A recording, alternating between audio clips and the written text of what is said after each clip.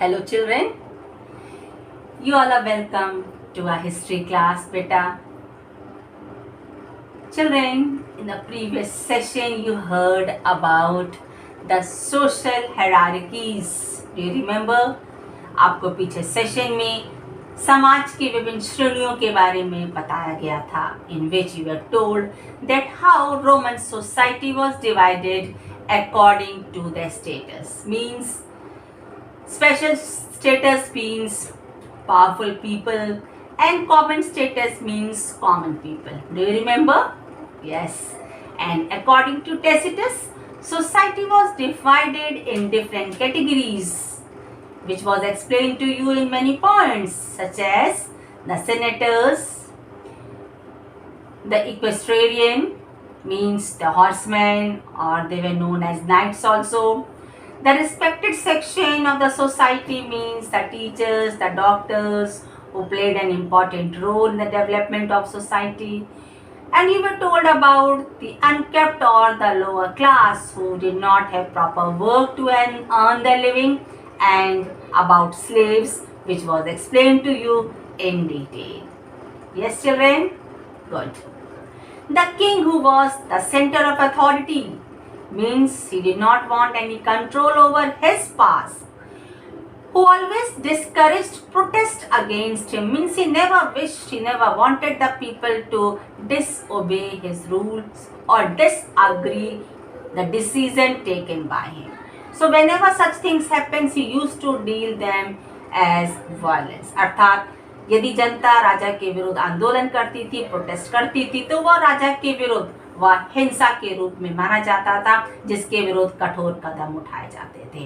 But the law of Roman delimit the rights of the king. लेकिन Roman के कानून संहिता के अनुसार राजा की इस निरंकुशता पर भी लगाम लगाई गई, जिसका वर्णन आपको पीछे सेशन में किया जा सका है. याद है बच्चों? Okay. Now today we are going to start the last topic of the chapter. Point number 7, late antiquity अर्थात परवर्ती पुराकाल.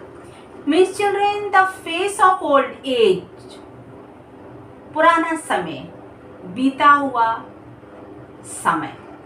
And according to the context of Roman Empire, when we talk, it means the changes which had taken place from 4th century to 7th century. अर्थात जो परिवर्तन 4वीं से 7वीं शताब्दी के बीच किए गए, means the late Roman Empire, that is known as late antiquity. I have already told you many times about the early empire and the Roman Empire. So here late antiquity means the phase of from 4th to 7th century. 4वीं से 7वीं शताब्दी के समय को हम परवर्ती पुराकाल के नाम से जानते हैं.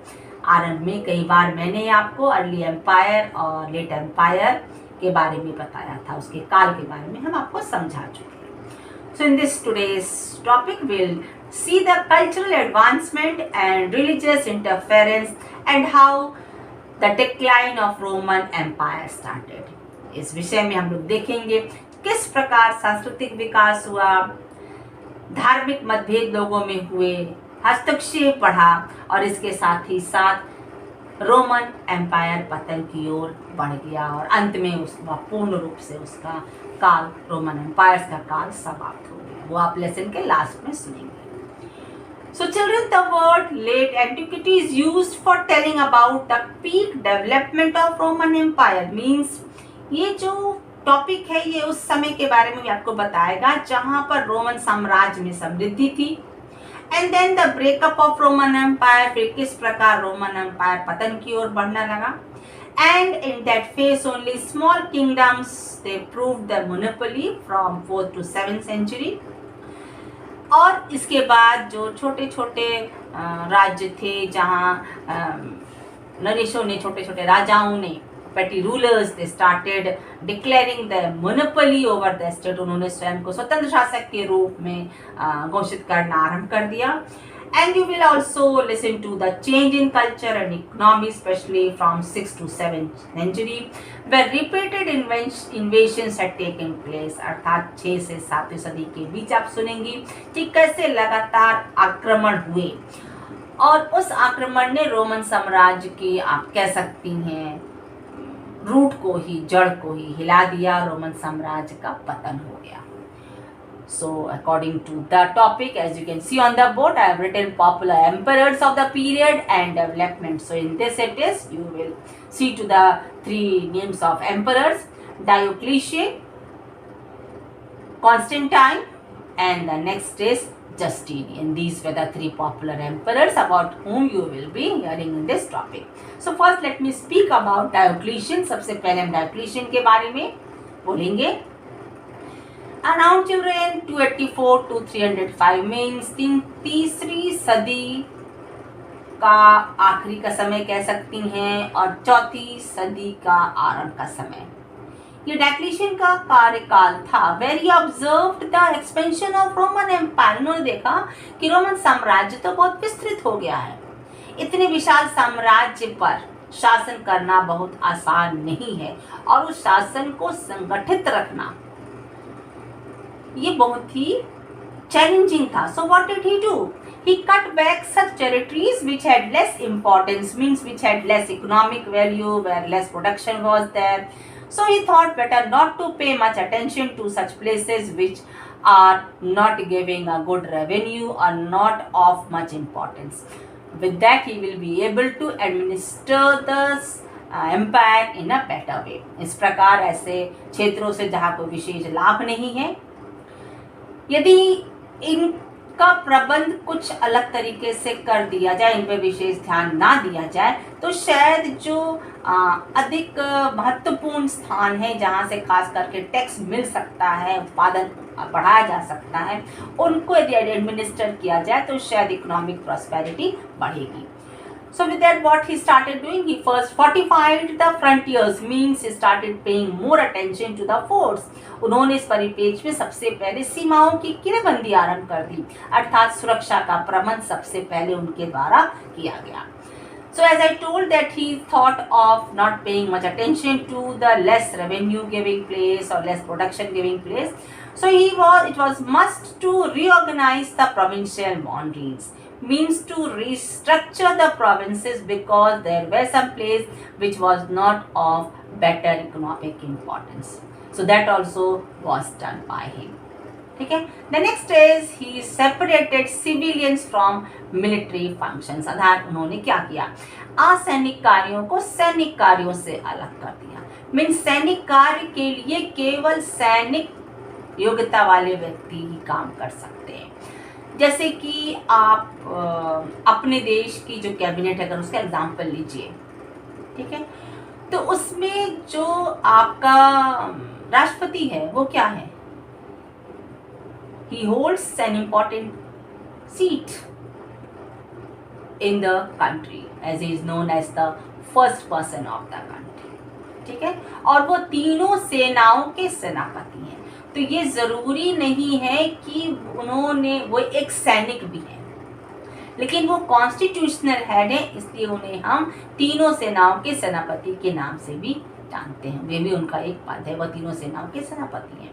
लेकिन उस समय क्या था कि असैनिक कार्यों के लिए असैनिक व्यक्ति होगा, सैनिक कार्यों के लिए सैन्य क्षेत्र से ही कोई व्यक्ति वह कार्य संभालेगा. Means civilians will not be involved in military affairs. Means only the military personnels will be seeing to the military work. अर्थात सेना के कार्य में दक्षता रखने वाला व्यक्ति ही केवल सैन्य प्रबंध या उससे रिलेटेड कोई पोस्ट के कार्य को संभालेगा. You got the point, children? Am I clear? The next is autonomy was given to military commanders who were known as turks. Means जो autonomy थी, जो rights ये military commanders को दी गई थी. जैसे कि आपने स्टार्टिंग में किंग अगस्टस के बारे में सुना था, who gave much importance to the army, and you were explained how army also played an important role for the prosperity or for the expansion of the empire. Okay, same was done by Diocletian, where he also gave much importance to the military. Now we'll see about the next ruler, Constantine. अब हम Constantine के बारे में सुनेंगे, who made new changes with the change done by Diocletian. अर्थात उन्होंने जो Diocletian के द्वारा चेंज किया गया, उन्होंने तो उसको फॉलो किया, लेकिन उसके साथ साथ उन्होंने और भी चेंज किए. So what did he do? What changes were done? He introduced the gold coin which was known as solidus. उन्होंने एक नई मुद्रा चलाई का चलन किया जिसे हम solidus के नाम से जानते हैं, which shows the prosperity of the kingdom because that coin was of 4.5 gram of pure gold. क्योंकि जो ये कॉइन था वो सोने का था, वो 4.5 ग्राम प्योर गोल्ड का होता था, which shows that plenty of gold mines were also available in that state. And the second work what was done by him, that he created a second capital because of the vast empire. इन्होंने एक दूसरी राजधानी create की क्योंकि Roman साम्राज्य एक विशाल साम्राज्य था, which so Roman Empire was divided into eastern and western two parts. So here you will see about the eastern part capital was Constantinople. ठीक है, कॉन्स्टेंटिनोपल को ईस्टर्न पार्ट का पूर्वी भाग का उन्होंने क्या किया, राजधानी बना दिया. And that was surrounded by seas from 3 sides, जो तीनों ओर से समुद्र से घिरा हुआ था. तो जब बच्चों एक नई राजधानी बनी मीन्स उसके सारे सिस्टम नए क्रिएट करने पड़ेंगे. फॉर एग्जाम्पल न्यू कैपिटल है तो एक न्यू सीनेट बनेगी, एक नई काउंसिल बनेगी और संसाधनों की ऐसे तलाश होगी जो उस स्थान के डेवलपमेंट या समृद्धि में सहायक हों. ठीक है. So the 4th century was a period of rapid expansion of the governing class because of the new capital created to help in administrative work. Means 4वीं शताब्दी में रैपिड एक्सपेंशन हुआ गवर्निंग क्लास का. मीन्स सीनेट नहीं बनाई गई, council के members को इलेक्ट किया गया, उनके जिम्मेदारियों से उन्हें अवगत कराया गया जिससे प्रशासन व्यवस्थित रूप से चलाया जा सके. इतना ही नहीं, there was monetary stability means good collection of tax was also done. So children, when good collection of tax is done, it shows the economic growth. अगर कर अच्छी मात्रा में मिल रहा है, स्पष्ट है कि अर्थव्यवस्था संपन्न है. अर्थव्यवस्था क्यों संपन्न है? क्योंकि वाणिज्य और व्यापार उन्नत है. Why economic growth is seen? Because of the development of trade and commerce. अब ट्रेड एंड कॉमर्स भी डेवलप है क्योंकि अर्बनिज्म डेवलप है, क्योंकि शहरी क्षेत्रों का विकास हुआ है. शहरी क्षेत्रों का विकास कैसे मालूम चलेगा? क्योंकि वहां पर उद्योग धंधे स्थापित हुए. उद्योग धंधे समृद्धि की ओर है. स्पष्ट है कि वहां जनसंख्या बढ़ी. If urbanism is developed, it means large population is staying there who are equipped in different arts. Means totally you can say the means to earn the living is available. It means economic prosperity. It means tax was given on time on the ratio which was implemented. अर्थात सही समय पर निर्धारित किया गया कर सरकार को प्राप्त हो रहा था जिससे राज्य की अर्थव्यवस्था सुदृढ़ और समुन्नत थी.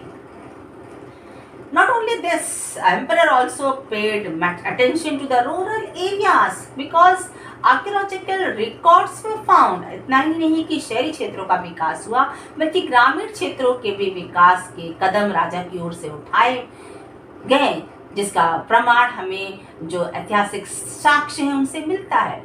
Why? Because economic input was done to increase the production.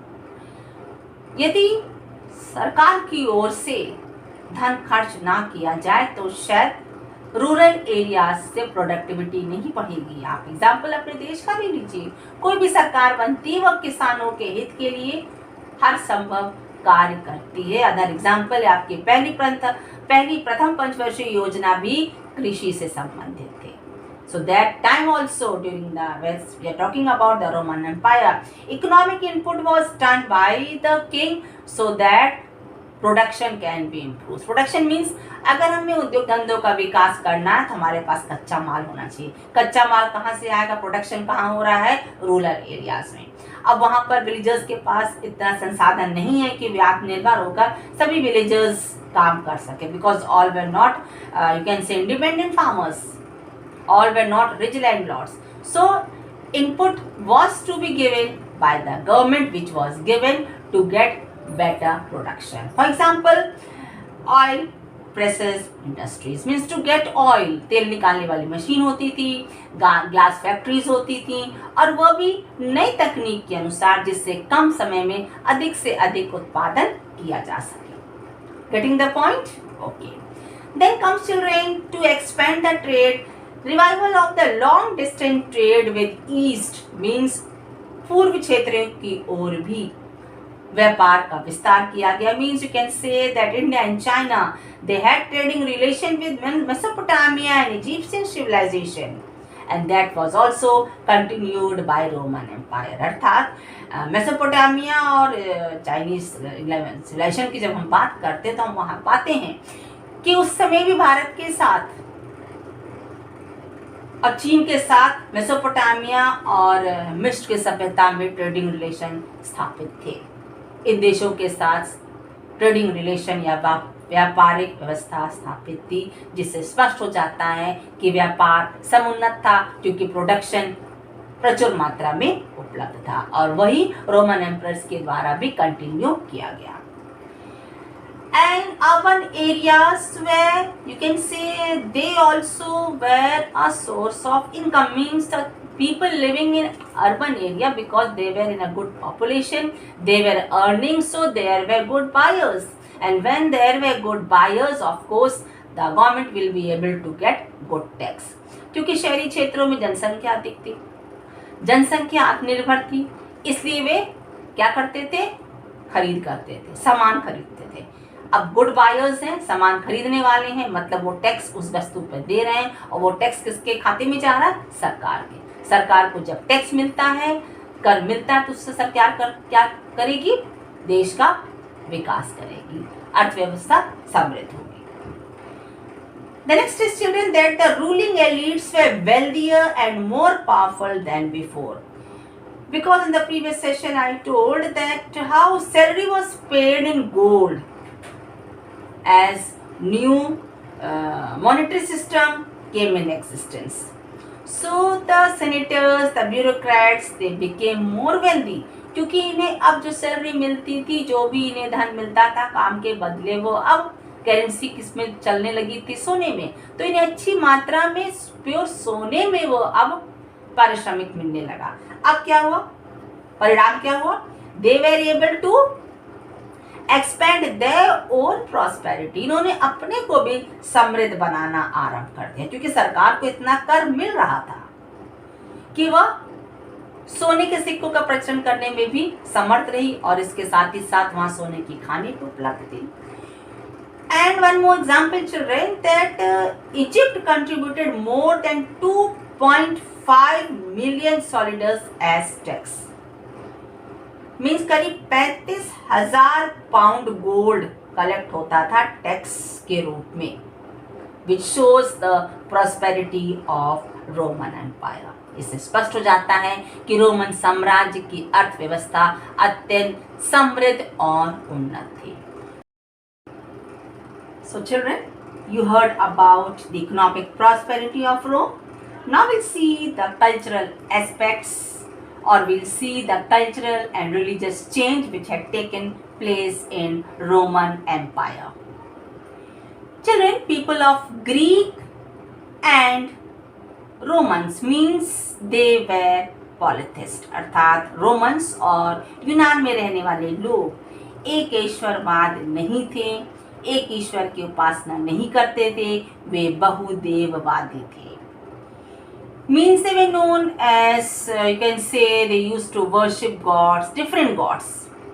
For example, Jupiter, he was worshipped like god Indra, अर्थात you can say god of sky and thunder. Jupiter को वो god of sky और thunder के रूप में उनकी उपासना करते थे। Juno, the Roman goddess, which can be said that she was the counterpart of Jupiter, अर्थात उन्हें जुपिटर के सहधर्मिणी के रूप में माना जाता था। Minerva, goddess of wisdom and architecture, Minerva की उपासना की जाती थी, जिसे आप कह सकती हैं कृषि के लिए और स्थापत्य कला के विकास के लिए इनकी उपासना की जाती थी। Mars, the son of Jupiter and Juno, and he was said as the god of wars. उन्हें युद्ध का देवता कहा जाता था. Even Athena was the Greek god. So it shows that numerous Greek and Eastern deities were worshipped in temples and shrines. अर्थात इस प्रकार कई देवी देवताओं की आराधना मंदिरों में और तीर्थ स्थलों में की जाती थी. And children, one more very interesting thing, that the polytheism had no common name. Means ये एक ईश्वरवादी नहीं थे, बहुदेववादी थे, लेकिन इनके धर्म का कोई एक नाम नहीं था. जैसे कि हम हिंदू रिलीजन, मुस्लिम रिलीजन के नाम से जानते हैं, इनका इस प्रकार का कोई धर्म का नाम नहीं था. Judaism was another great religion. It was also worshipped as many gods by Jews. कहा जाता है कि जुडाइज्म भी एक अलग एक धर्म का प्रचलन उस समय था, जहाँ पर कई देवी देवताओं की पूजा की जाती थी और उस समय एक ईश्वरवाद नहीं था. Jews, it was means many gods by Jews, they were worshipped by Jews. And then after some time, you can say by 4th and 5th century, Christianity prospered and Christianity was spread in different ways in Roman Empire. 4वीं से 5वीं सदी के बीच ईसाईयत का प्रचलन हुआ, ईसाई धर्म का बोलबाला हुआ और उसका प्रचार प्रसार कई रूपों में किया गया. And before 312, polytheism was in system. 312 सदी के पूर्व बहुदेववादी थे लोग, लेकिन 312 के बाद अर्थात करीब 4वीं शताब्दी में, around 4th century, Constantine, a popular ruler who ruled from 306 to 337, he also accepted Christianity, and because of his acceptance, because he had taken control over, he accepted Christianity, what happened? Persecution of missionaries was also in control. क्योंकि Constantine ने खुद Christian religion को अपनाया, इसलिए जो missionaries के साथ थोड़े भेदभाव कह सकती हैं आप, या फिर उन्हें कोई शेल्टर नहीं मिलता था, उन्हें कोई प्रेफरेंस नहीं मिलता था, कॉन्स्टेंटाइन के ईसाई रिलीजन को मानने के बाद इस प्रकार से अब शेल्टर मिलने लगा या धर्म का प्रचार प्रसार और भी बढ़ गया. You can say that Christianity became official religion. But children, as polytheism was in vogue, so it was not that because of Christianity, as it was a religion which worshipped only one God, polytheism did not disappear so soon. ऐसा नहीं कि Christianity का जब बोलबाला हुआ, एकेश्वरवाद का बोलबाला हुआ, तो बहुदेववाद जो पहले से साम्राज्य में था वह उसका पूर्ण रूप से अंत हुआ, ऐसा नहीं. But something else happened. Conflict started between Christian missionaries and other religion people. अर्थात क्रिश्चियनिटी का बोलबाला हुआ, बहुदेववाद की जो प्रथा थी वो इतनी जल्दी समाप्त नहीं हुई, लेकिन क्रिश्चियंस और अन्य धर्म के मानने वाले लोगों, अन्य धर्मावलंबियों के बीच भेदभाव या विवाद आरंभ कर दिया.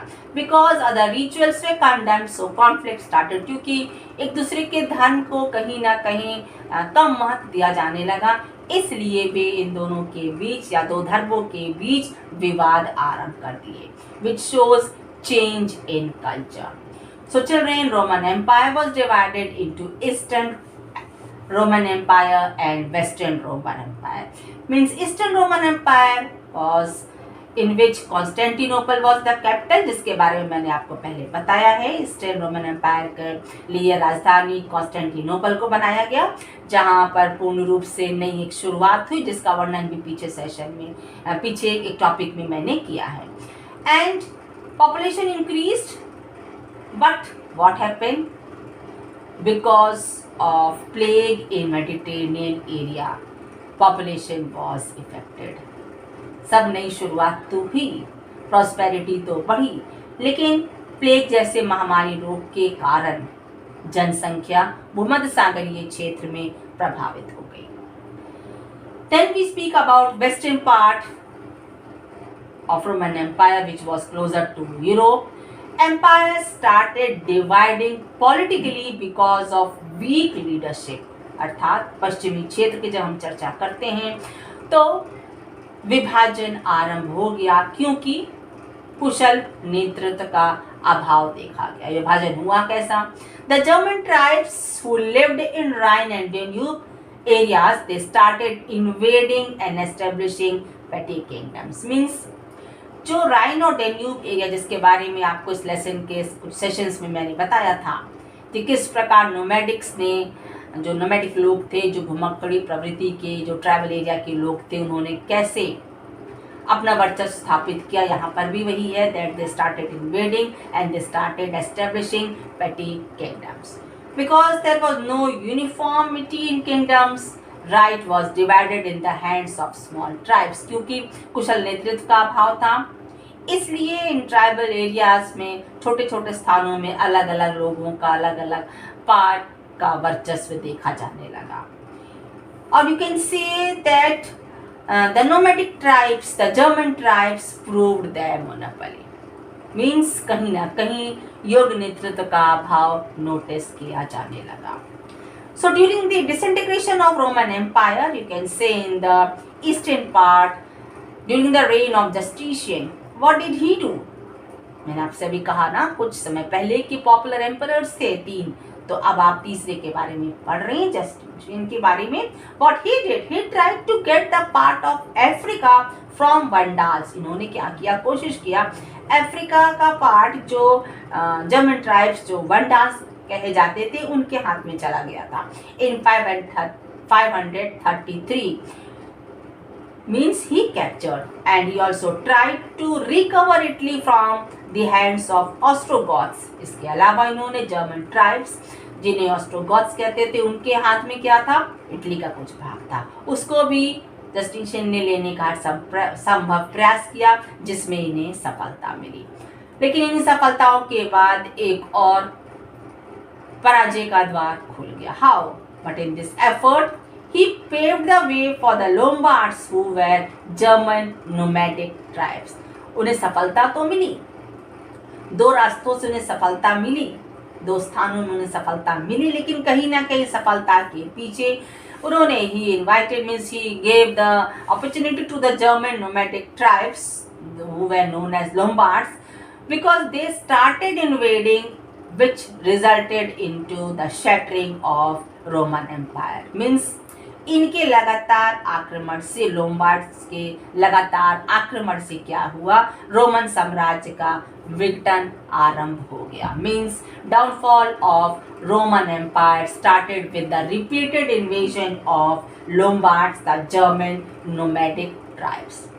सो children, by 7th century, between the war was between the Iran and the Roman Eastern people, means empires. What happened? The Sasanian, they attacked the Roman Eastern area on the major parts in a repeated way. अर्थात ससैनियन dynasty के शासकों ने eastern Roman part पर लगातार आक्रमण किया, जिससे क्या हुआ? परिणाम क्या हुआ?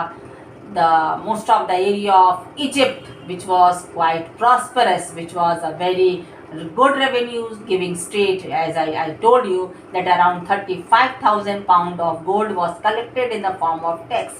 So such revenue giving state was now under the control of Sasanians. अर्थात रोमन्स के हाथ से यह इतना संभ्रांत क्षेत्र किसके हाथ चला गया? ससैनियन वंश के शासकों हाथ में। So now around 7th century, the early period, Romans, they tried again to re-establish the eastern part, which was known as Byzantine. अर्थात अब धीरे धीरे रोमन साम्राज्य का विघटन होने लगा, जबकि आपने पीछे सुना कितना विशाल साम्राज्य था कि नई राजधानी बनने लगी। कहीं ना कहीं कुशल नेतृत्व का अभाव, या फिर जो राइवल्स थे वो ज़्यादा योग्य थे, शक्तिशाली थे, इन्होंने अपना कब्जा बढ़ाया। अब फिर से रोमन्स ने अपने अधिकार क्षेत्र को पाने की कामना की। खैर पूरे विशाल साम्राज्य पर तो अधिकार नहीं पा सकते थे, लेकिन बाइजेंटाइन पर इन्होंने फिर से अपने नियंत्रण को पाने का हर संभव प्रयास किया।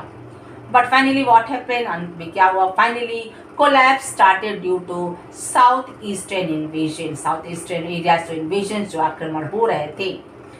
Repeatedly it was done by the Islamists. Because of repeated Islamic invasions, Roman empire shattered.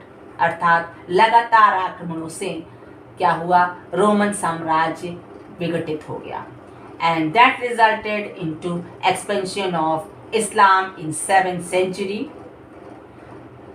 in which early period when Prophet Muhammad was enlightened and he started giving the teaching of Islam, about which you will be reading in the coming chapter.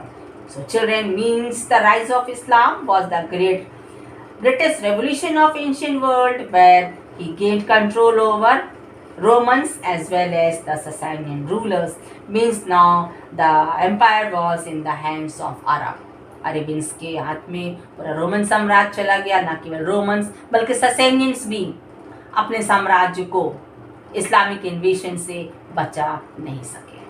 So with this the chapter has come to an end. The coming chapter you will be reading about Islams. Okay, clear? Thank you class. God bless you.